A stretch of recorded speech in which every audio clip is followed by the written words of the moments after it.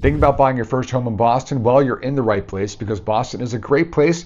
The real estate market is fast-paced, it is competitive. It can be exciting to search for your first home. It can be a little bit overwhelming. So in today's video, I'm going to break down everything you need to know as a first-time home buyer in Boston, from finding the right neighborhood to securing financing to everything in between. And make sure you stick around to the very end because I'll give you a special tip that could potentially save you thousands. So let's get started and dive in. Hey everyone, welcome back to the channel. If you're new here, my name is Mike O'Brien. I'm a Boston real estate agent, an expert helping people like you navigate this amazing city and find their perfect home. Whether you're just beginning the home search or maybe you're a little bit around the track into the process, I'm here to share insights, tips, and knowledge to help you succeed. Buying your first home in Boston is exciting. The home search, everything around it is very exciting, but it can also be a little bit overwhelming or confusing, especially in a market as competitive as Boston's. But with the right strategy and information, you can confidently navigate that process and find a great home that fits your needs and your budget. So today we're going to cover a few key areas. An overview of the Boston market in 2025. The best neighborhoods potentially for first-time home buyers, mortgage pre-approval, financing options, hidden costs and common mistakes to avoid, and finally a bonus tip that could help you win that perfect home potentially even in a bidding war. So get comfortable, let's take some notes, and let's get into the first topic. Now, before we even start browsing listings, it's crucial to have a solid understanding of the current market trends here in Boston. In 2025, Boston's market still remains dynamic, high demand, fast-moving deals, high pricing, and yes, still, of course, competition. However, there's still plenty of opportunities for first-time home buyers who know where to look and how to act quickly. So let's break down a few key points because for median home prices here in Boston, for condos, you're typically looking at a price range from $600,000 to $700,000. But already here in 2025, to begin the year, that median home price has reached $750,000. And of course, when you're looking at more expensive neighborhoods like Beacon Hill, Back Bay, or Seaport, those prices can easily be in the million or multi-million dollar range. Now, single-family homes, those prices tend to start at $750,000 and can climb from there depending on the location you're looking in and, of course, the features of the home itself. As far as market competition goes, homes in Boston are still moving incredibly fast. In some cases, a lot of cases it seems, those properties are lasting on the market just seemingly days before getting snatched up. And of course, multiple offer situations, bidding wars, still very much a part of the situation in the market here in Boston. So acting quickly, making well-informed decisions, essential if you want to secure that dream home, that perfect home, and still protect your interests, of course. Now we need to talk about interest rates as well and knowing that trend because those fluctuations can affect your overall affordability and monthly payment, of course. Now, interest rates can fluctuate a full point either way, and it can only affect your monthly payment over the course of a 30-year mortgage, 30-year fixed mortgage, maybe only tens or a couple $100s. So again, the rates fluctuate seemingly not just month to month, but week to week, day to day. But it's important to know how those rates and how those fluctuations affect that monthly payment and your overall affordability. It may be a little, it may be a little bit more than you're thinking, but people talk about the rates, but you need to know what that monthly payment is actually looking like. So again, important to know about interest rates, market trends as well, because understanding those local trends or the trends and what's going on in the market in a particular neighborhood, it's going to allow you to have an edge. It's going to allow you to act fast because you have that knowledge, because you have that information, and so you can adjust your offer accordingly, maybe negotiate a great deal if the situation provides it. So the trends, the knowledge that you're in helps you understand the reality of the Boston market and gives you a competitive edge when it's time to make that move. Now, one of the most exciting parts of buying your first home in Boston, of course, is finding that right neighborhood or neighborhoods. And here's the good news. Not every Boston neighborhood automatically comes with a $1 million price tag. There are several spots that still offer affordability without sacrificing the convenience and the feel of downtown or city living. So let's take a look at some of the neighborhoods that could potentially be good fits for first-time home buyers. Dorchester is one of those neighborhoods, has a great community feel, offers a range of affordable condos and townhomes. Prices here can start around $500,000 to $600,000, making it a pretty strong contender for first-time home buyers. I recently helped a couple here find a beautiful condo, exposed brick walls, new kitchen. This condo would have easily been in the multi or at least $1 million range in Boston, able to get in Dorchester at a much lower price point. East Boston has been another neighborhood that's really up and coming in the Boston area. Beautiful waterfront views, large portion of East Boston on the water, so it's kind of like living in Seaport without the Seaport prices really become a favorite for first-time home buyers. Condo prices here tend to start around $700,000, but as the neighborhood and the area gets developed more, those prices are rising, but it's constantly evolving with developments and of course new amenities to go with that as well. And you can't beat the views of the Boston skyline from East Boston either. So definitely a neighborhood to consider. Rosendale, often described as a hidden gem. Rosendale has charming homes, tight-knit community vibe. Many properties here can be found for under $700,000, which makes it a very attractive option for those looking to afford lifestyle and balance affordability. Brighton, ideal for young professionals, I'd say, right next to Boston College and Boston University. So really boasting a mix of older condos converted from multifamilies and new developments, so newer condos, modern condos, if you will, renovated properties. You can find condos ranging from called $650,000 to $800,000, and great proximity to public transit and a lot of local bars, restaurants, hotspots as well, really adds to the appeal to Brighton, especially in the young professional community. Looking at Hyde Park and Mattapan, these neighborhoods are known for offering some of the most affordable and budget-friendly homes in the Boston city limits. Now, if you're open to a commute, if you need to head downtown, well, you can secure a great spacious property at some of the lowest price points of the city. So really a neighborhood or neighborhoods, an area of Boston where you can get a lot of bang for your buck. So again, more towards the outskirts or the edge of the Boston city limits. So a little bit of a longer commute if you're trying to get downtown, but the prices might just be the right fit for you. So when choosing the right neighborhood, make sure you think about all the things, the community, the amenities you want to be near, the commute, et cetera, because finding the dream neighborhood, the best neighborhood, usually leads to finding that dream home. And maybe, depending on where you find that dream home, you might be saving yourself some money as well. Now that you have an idea of where you want to live, the next critical step, the most crucial step, the step that you cannot skip, I cannot emphasize this enough, is getting pre-approved for a mortgage. This is absolutely essential for several reasons. First off, getting pre-approved means you know exactly how much home you can afford and where you can afford it.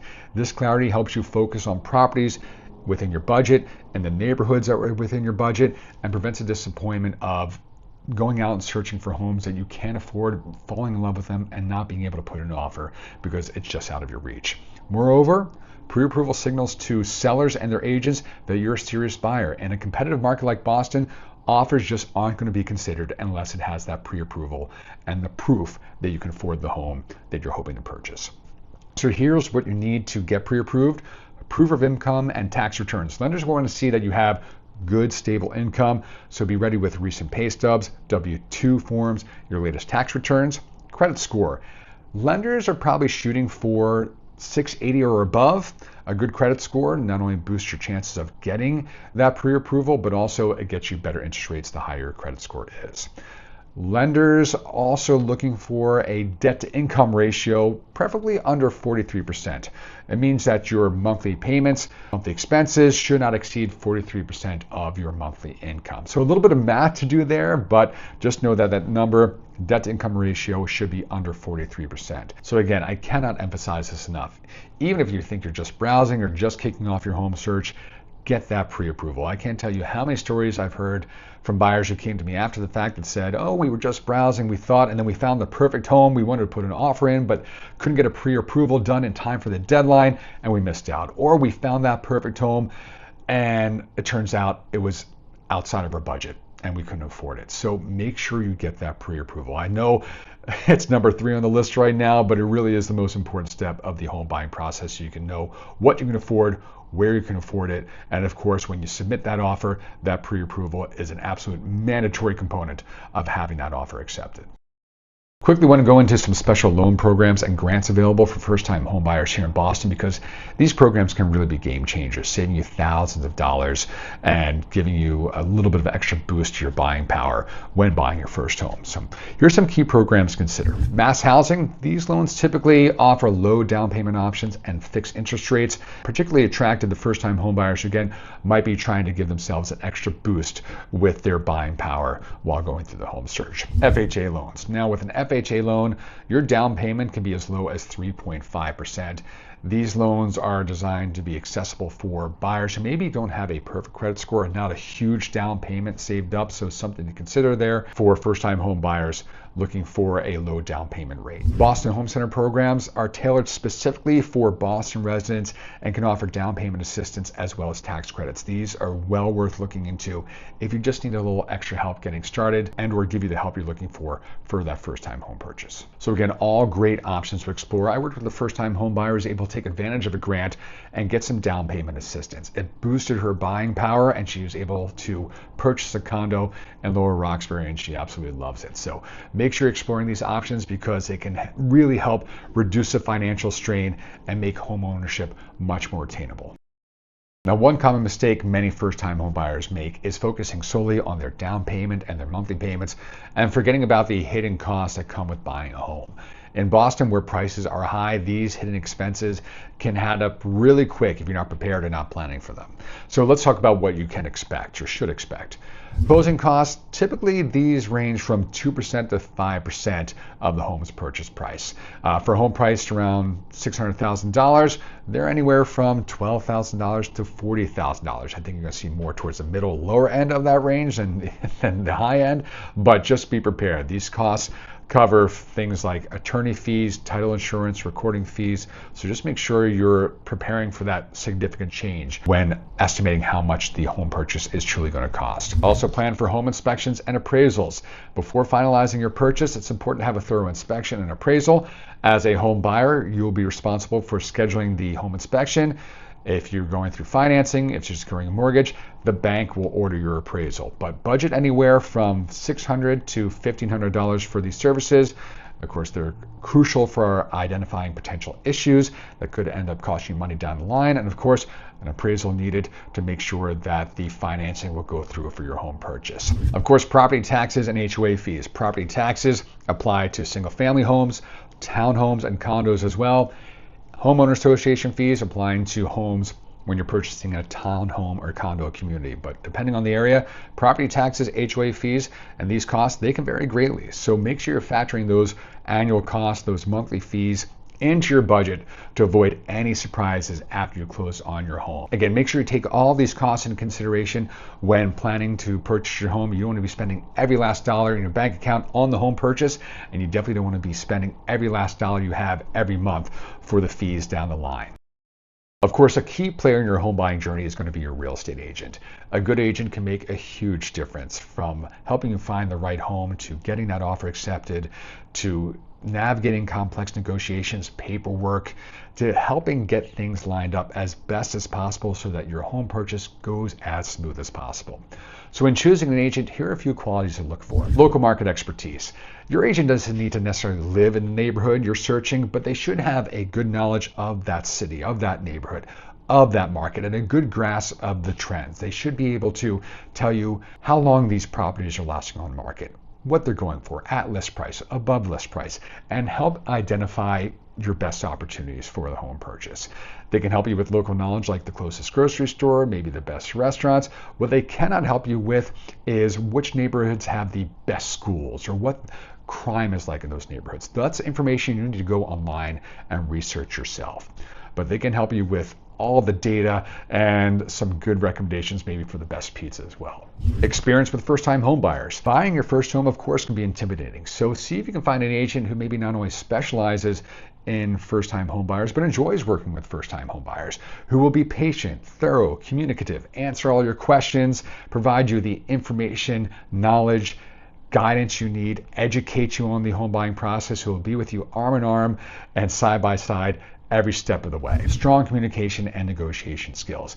In a competitive market, you need an agent who communicates clearly and can negotiate the best possible deal for you. So someone who is in constant communication, not only with you as buyers, as you're putting in offers, trying to negotiate, get accepted, all those things, but also who is in communication with the listing agent during this process to make sure that they have all the information you need to put in the strongest offer possible. And of course, get yourself through the offer accepted, through purchase and sale, and the closing as easily as possible. So feel free to ask for references, testimonials from your agent, from previous clients, to ensure they have the track record that you need.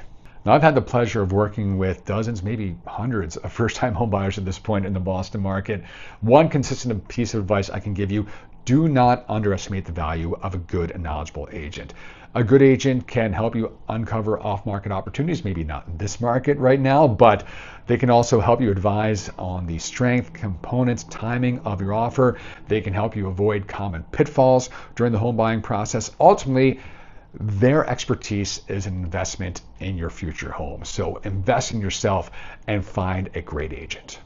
I remember back at the beginning of this video, I said I had a few tips that could potentially help you save you thousands of dollars. Well, here we are. So let's fast forward a little bit hypothetically and say, congratulations, you've closed the deal and you are now a new proud homeowner.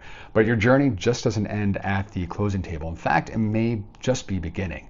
Post-purchase, there are a few important steps you'll want to take to ensure your home remains a sound investment. So here are some essential post-purchase tips. First off, you're going to set up your utilities and have home insurance in place. Now, you don't need to wait till you take possession of your home to get your utilities set up. You can call ahead and have everything transferred into your name for closing date. Of course, you're going to have comprehensive home insurance in place. People ask, how do I go about that? I say, first, call whoever does your auto insurance and see if you can bundle or package things up and give yourself a nice discount.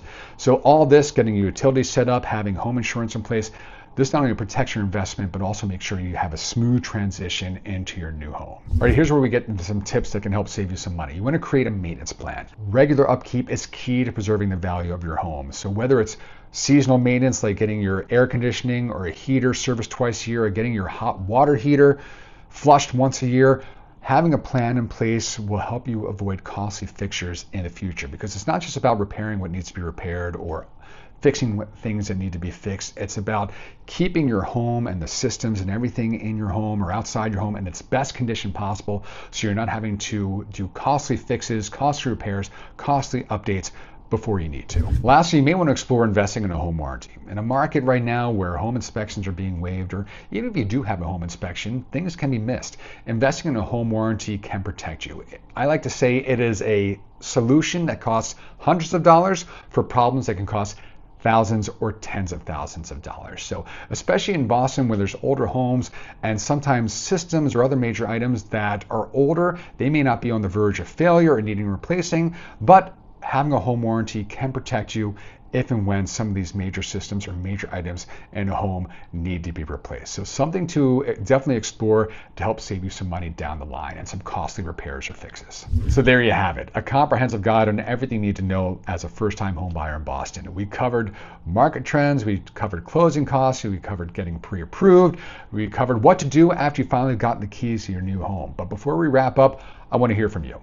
What tips resonated the most? Do you have any questions about navigating the Boston market, or maybe there's a particular neighborhood you're curious about? Drop your thoughts and questions in the comments below. I love engaging with you all, helping you on your journey to home ownership. So if you're considering buying a home or just need some advice, feel free to DM me on Instagram at MikeO'BrienHomes. You can also shoot me an email at MikeO'BrienHomes@gmail.com. I'm here to offer free consultation, free guidance, and help you through every step of the process. Also, if you found today's video helpful, feel free to give it a thumbs up, subscribe to the channel, and hit that notification bell so you never miss an update on Boston real estate. Also, feel free to check out this next video here and learn a little bit more. There's always something new and something new to know about the Boston real estate market. So thank you so much for watching and taking the time to learn about the ins and outs of buying your first home in Boston. Stay informed, stay proactive, keep your eyes on the prize. I'm Mike O'Brien, signing off for now. I can't wait to see you in the next video.